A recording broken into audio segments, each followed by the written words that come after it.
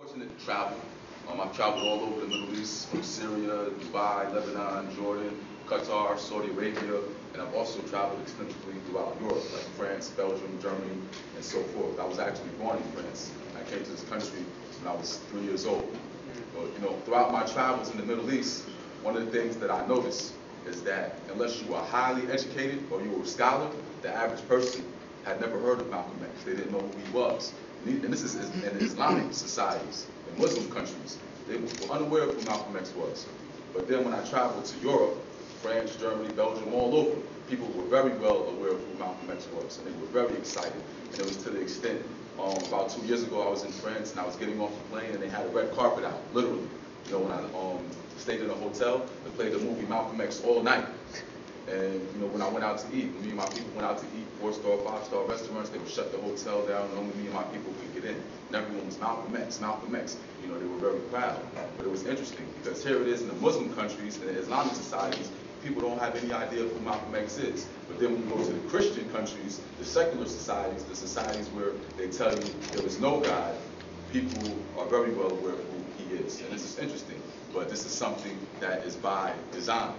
Just like in school, we have a holiday for Martin Luther King. We celebrate him.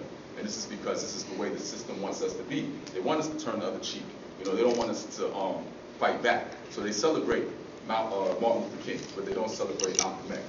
And oftentimes, so I don't get, no one gets it misconstrued, oftentimes I meet people and they'll say, well, we couldn't get down with what Martin Luther King was talking about, but we were all about your grandfather. Or sometimes I meet people that, they're pro-Malcolm X and they're not what Martin Luther King was talking about. But I believe that both Martin Luther King and Malcolm X were just as significant. They can be considered to be on opposite sides of the spectrum, where Martin Luther King, he was a Christian, Malcolm X was a Muslim.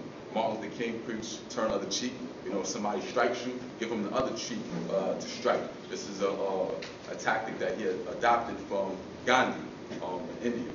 But my grandfather said that if a man ever puts his hand on you, then you should make sure that he will never have the ability to put his hand on anybody else. So chop that hand off.